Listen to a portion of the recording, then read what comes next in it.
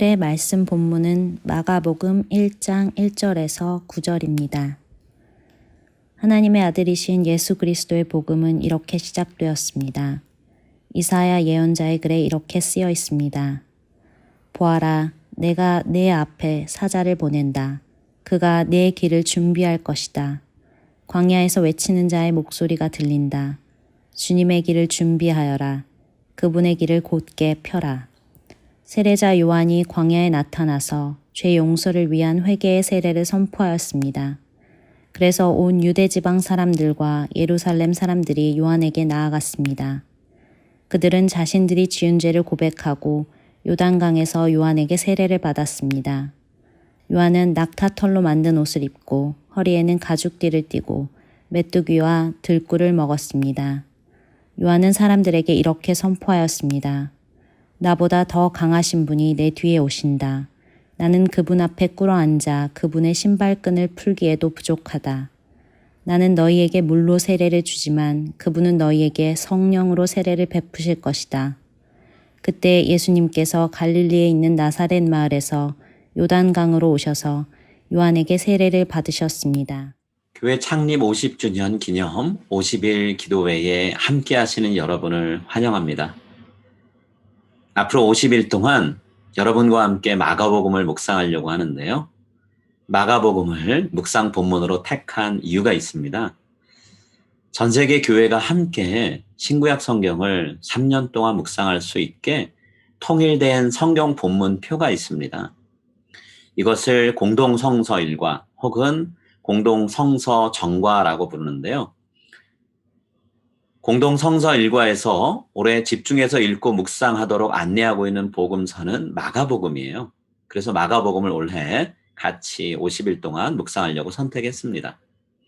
특히나 제가 여러분께 소개해드리는 마가복음 본문의 해설은 톰 라이트라고 하는 성서학자가 쓴 사순절 매일 묵상집 마가복음입니다. 필요하신 분들은 이 책을 구입해서 함께 묵상하셔도 좋겠습니다. 이제 오늘 본문으로 같이 들어가 볼까요? 오늘 본문은 예수님의 오실 길을 예비하던 세례 요한의 이야기입니다. 마가는 세례 요한이 선포한 메시지와 함께 그가 입었던 옷, 그가 먹었던 음식에 대해서 소개하는데요. 요한은 낙타털로 된 옷을 입고 있었습니다. 허리에는 가죽띠를 둘렀고요. 들판에서 찾을 수 있는 메뚜기나 야생꿀을 먹었습니다. 굉장히 특이했죠. 세례 요한은 당시 일반 사람들과는 상당히 다른 모습을 하고 있었습니다. 마가가 굳이 세례 요한의 이런 독특한 모습을 언급한 이유가 무엇이었을까요? 당시 사람들이 살던 삶에 이전과는 다른 어떤 변화가 필요하다는 사실을 말하기 위해서 요한의 독특한 모습을 마가는 기록을 하고 있습니다. 요한은 그의 복장과 음식을 통해서 사람들에게 지금은 변화해야 될 때입니다.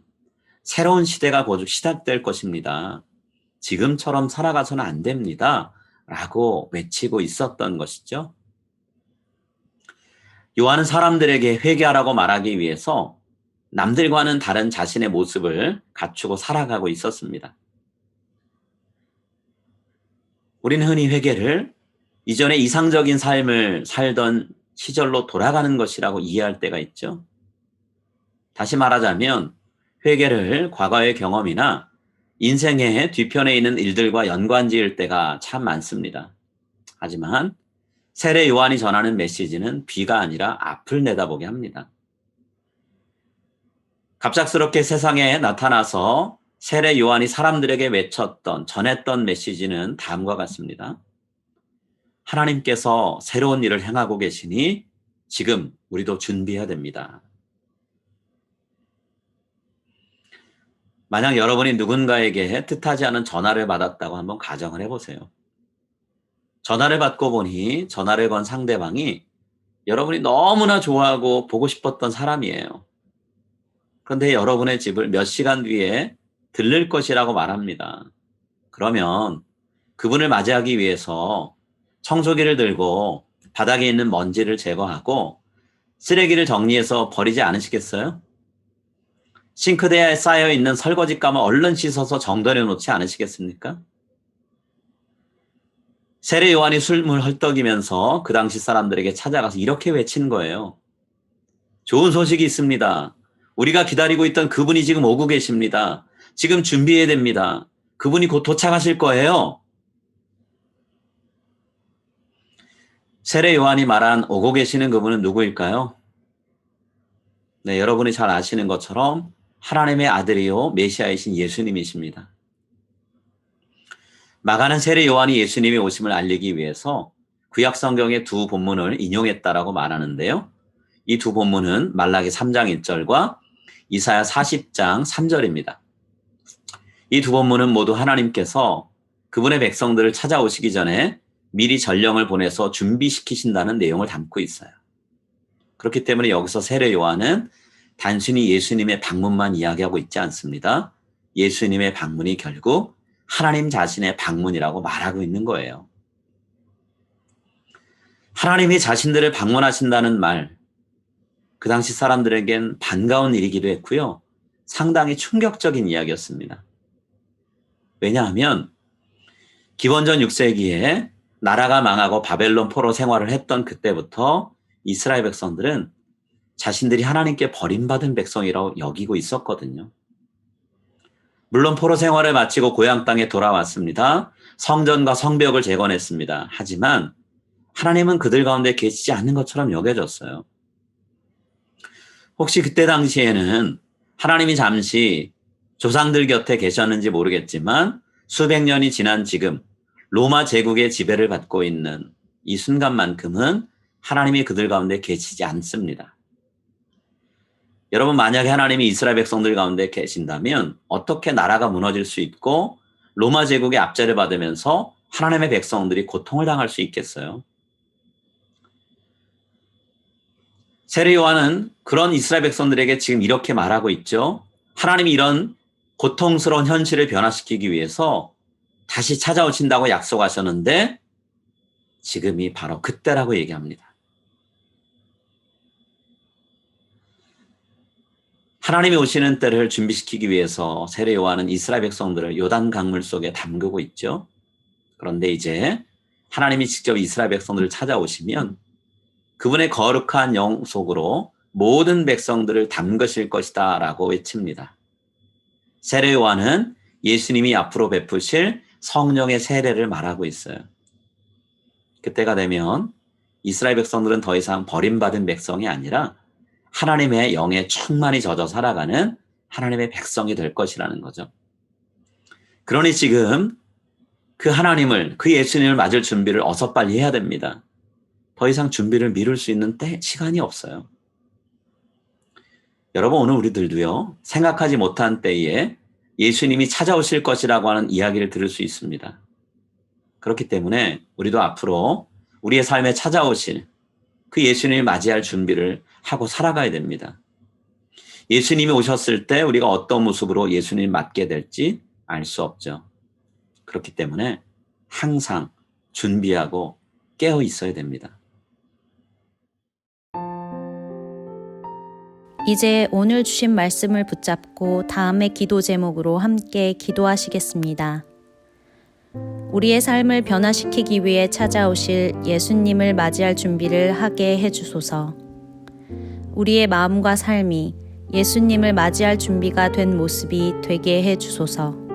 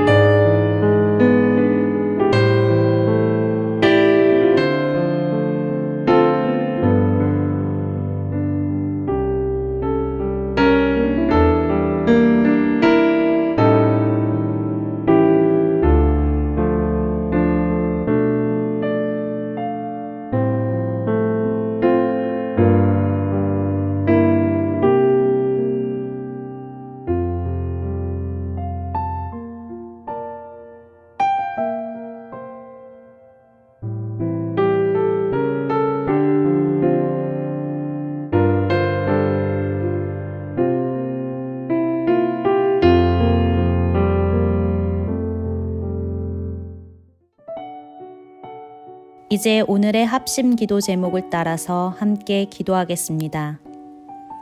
교회 창립 50주년 기념 50일 기도회를 통해 온 교회의 모든 성도들이 기도의 영으로 충만해지게 하소서.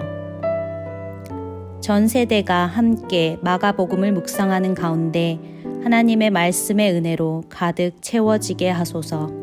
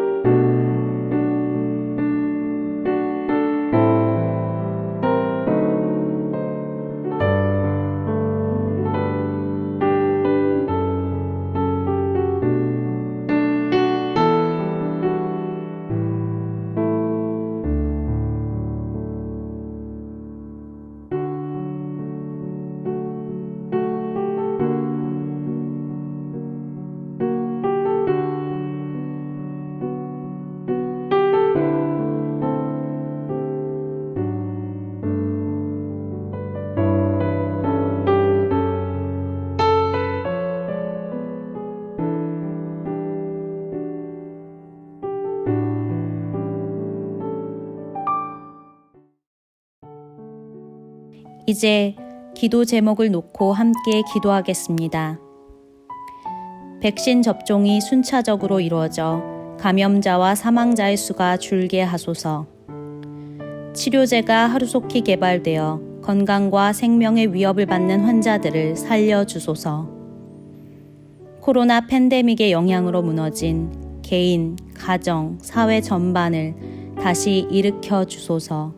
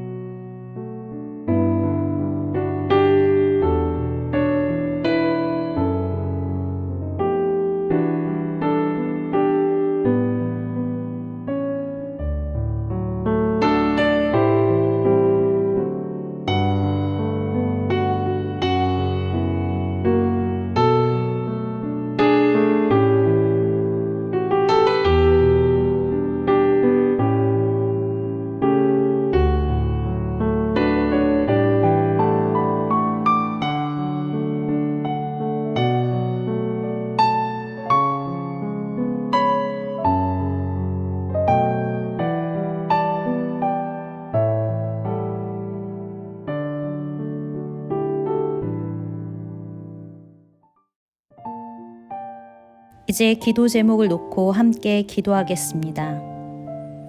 푸드 드라이브를 통해 굶주린 이웃들에게 사랑과 용기를 전하게 하소서.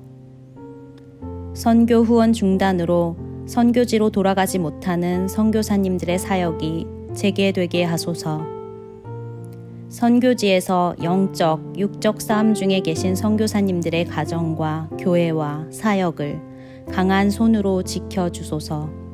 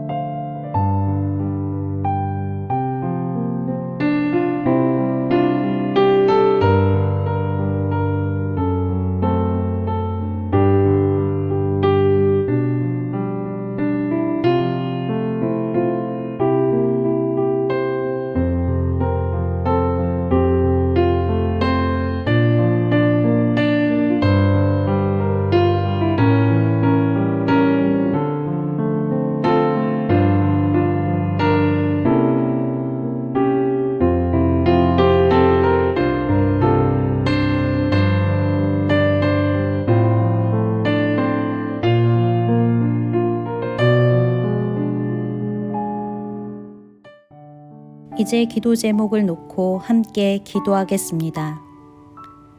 각자 자신과 가정을 위한 기도 제목으로 기도하겠습니다.